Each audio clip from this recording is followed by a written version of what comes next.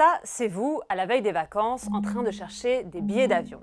Vous changez l'heure, la date, la durée. Votre billet peut vous coûter du simple au double sans que vous ne sachiez vraiment pourquoi. Et c'est très énervant. Une des solutions pour que ce soit moins énervant, c'est de comprendre comment les compagnies aériennes fixent leurs prix. Et pour ça, il faut retourner plus de 100 ans en arrière.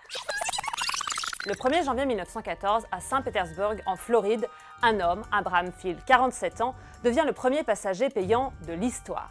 L'avion, qui ne peut accueillir que le pilote et lui-même, décolle pour un vol de 23 minutes à destination de Tampa, la ville dont il est maire. Abraham a payé son billet 400 $ aux enchères pour être le premier, soit 7 903 € d'aujourd'hui.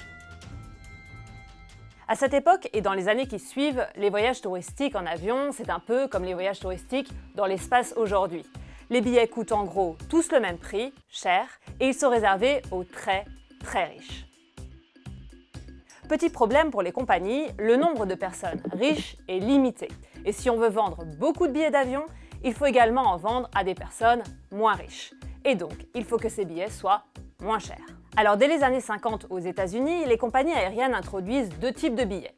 D'une part, les billets standards, avec des dates flexibles, qui sont relativement chers, et donc destinés aux hommes d'affaires, qui eux, ont de l'argent. Et d'autre part, des billets touristes, dont on ne peut pas changer les dates, qui eux, sont moins chers, et qui, comme leur nom l'indique, sont destinés aux touristes, qui eux, ont moins d'argent. Et puis au début des années 80, on assiste à une libéralisation du transport aérien. D'abord aux États-Unis, puis en Europe. Good afternoon. Welcome aboard. Thanks very much. You're welcome. Cette libéralisation fait exploser le nombre d'avions et donc la concurrence.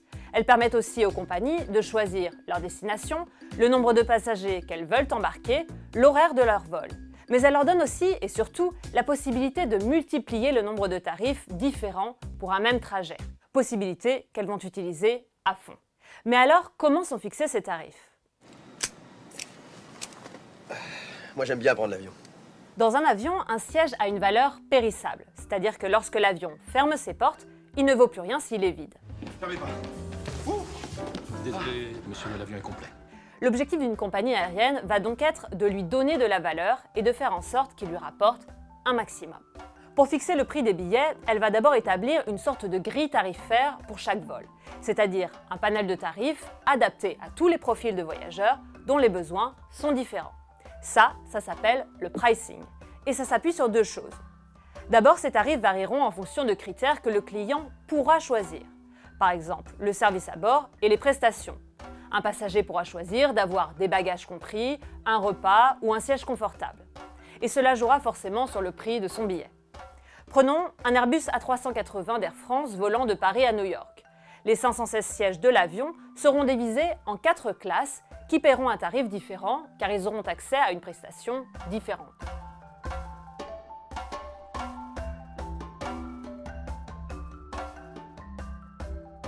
Et le prix pourra aussi varier selon la flexibilité du billet.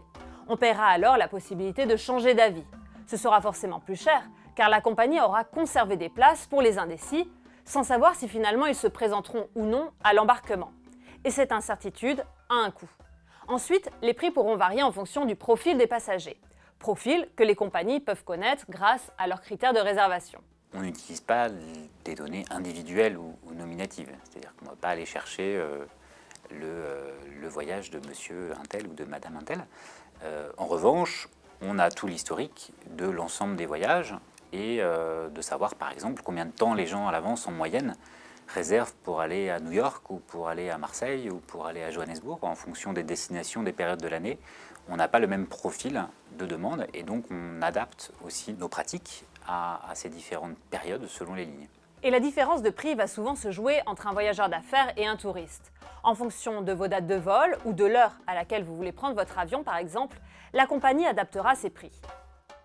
Un vol du samedi sera moins demandé par des voyageurs d'affaires déjà rentrés chez eux. Les voyageurs loisirs pourront alors profiter de plus de sièges à des prix attractifs. Même chose pour les vols de dernière minute. En général, un touriste aura anticipé ses vacances et aura pris ses billets bien à l'avance. Par contre, un homme d'affaires pourra avoir besoin de sauter dans un avion à la dernière minute. Faire des économies ne sera donc pas la priorité à ce moment-là pour son entreprise qui acceptera de dépenser plus. Les vols directs ou avec escale cibleront aussi une clientèle différente. En vacances, s'arrêter quelques heures dans un autre aéroport ne posera pas de problème, tant qu'on paye moins cher, même si c'est un peu chiant. Alors qu'un homme d'affaires acceptera de payer plus cher pour pouvoir retrouver rapidement sa famille grâce à un vol direct. En clair, dans un même avion, des passagers assis l'un à côté de l'autre pourront avoir payé des prix très différents. Dernier paramètre très volatile qui joue sur les tarifs, celui de l'offre et de la demande. En gros, c'est un peu comme dans un supermarché. Si vous voulez acheter des fraises en plein hiver, elles seront forcément plus chères car elles seront rares et précieuses. C'est pareil avec les vols. Plus il y aura de demande, plus les billets seront rares et donc chers. Et pour adapter leur prix, les compagnies utilisent la méthode du yield management ou revenu management. Cette méthode, venue des États-Unis, permet de les ajuster en temps réel à partir des statistiques des années précédentes. Le but, remplir l'avion et faire un maximum de chiffre d'affaires. C'est la science d'être en phase avec ce que le client valorise et ce qu'il est prêt à payer. Si vous mettez vos prix trop bas, vous laissez de l'argent sur la table. Si vous mettez vos prix trop haut, il y a des chances que vous ne vendez pas votre capacité. Si on anticipe qu'une destination va être relativement peu remplie sur une période donnée, on va avoir tendance à stimuler la demande à travers des promotions, des actions promotionnelles pour donner envie aux gens de partir. Et quand on voit que la demande s'exprime plus fortement que prévu, c'est là que la loi de l'offre et la demande va jouer son rôle d'une certaine façon et on va avoir tendance à avoir moins de tarifs intéressants disponibles. Le yield management prendra aussi en compte les offres de la concurrence et anticipera le calendrier. Un salon de l'auto à Genève ou une Coupe du Monde au Brésil, par exemple, attireront forcément des voyageurs, ce qui fera augmenter les prix. En clair, un vol Paris-Francfort ou Paris-New York pourront tous les deux coûter 600 €.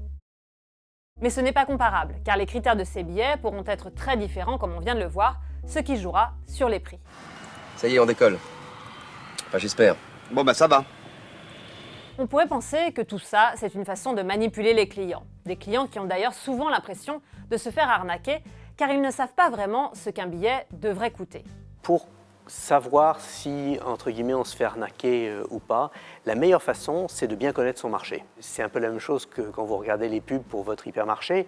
Il va y avoir des produits qui vont être mis en avant. Ce n'est pas pour autant que ce produit coûte ce prix-là à chaque fois que vous y allez.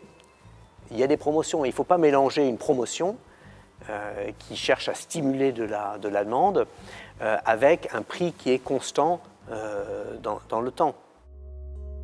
En réalité, le yield management a permis de démocratiser les voyages en avion.